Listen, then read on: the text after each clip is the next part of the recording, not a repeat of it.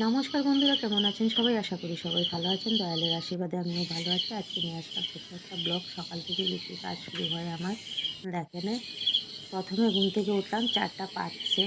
4টা 5 মিনিট যখন হয়েছিল তখন উঠেছিলাম। উঠে ঠাকুর ঘরে একটু কাজ থাকে আমাদের, ইষ্টভৃতি নাম, এগুলো করে বের হয়ে গেলাম। তারপর একটু আলো হলো। আলো হওয়ার পর প্রার্থনা করলাম। সকালের প্রার্থনা ভোরে 4টা 56-তে সকালে আমরা এদিকে প্রার্থনা করে তারপর ফুলগুলো উঠিয়ে নিলাম।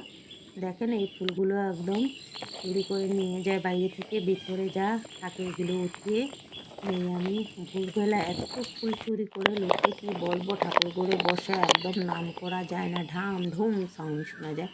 ঠিক আছে, ফুল নিয়ে যায় ওরা, ভালো পূজাতে দেবে, ভালোই লাগে, সেজন্য আমি ডালগুলোও কাটি না, বাইরের ডালগুলো রেখে দিই। কিন্তু ওই যে ডাল ডুল ভেঙে ফুল নিয়ে যায়, এত খারাপ লাগে। ডাল ভেঙে নিয়ে যায়, তারপর ফুলগুলো নিয়ে যাবে, দুপুর থেকে শুরু হবে কলি চুরি করা।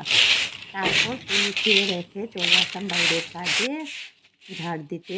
এই যে ফুল গাছের গোড়া টোড়া সব ঝাড় দিলাম ভালো করে, বাড়ির ভিতরটা ঝাড় দিয়ে তারপর নিয়ে আসলাম আপনাদেরকে দোব্বা গাছের পাশেই। দেখেন কতগুলি দোব্বা আমার এই বাড়িতে আছে, সবার বাড়িতে এই সাইডে দোব্বা নেই। আর দেখেন, পূজার জন্য অনেক লোকেরা এখান থেকে দুব্বা নিয়ে যায় আমার বাড়ি থেকে। আমার খুবই ভালো লাগে। টাউন বাড়িতে তো দুব্বা কিনতে হয়, দেখেছি আমি, ওরা কিনে পূজা দেয়, দুব্বা বেলপাতা সব কিছু কিনে ওরা পূজা দেয়।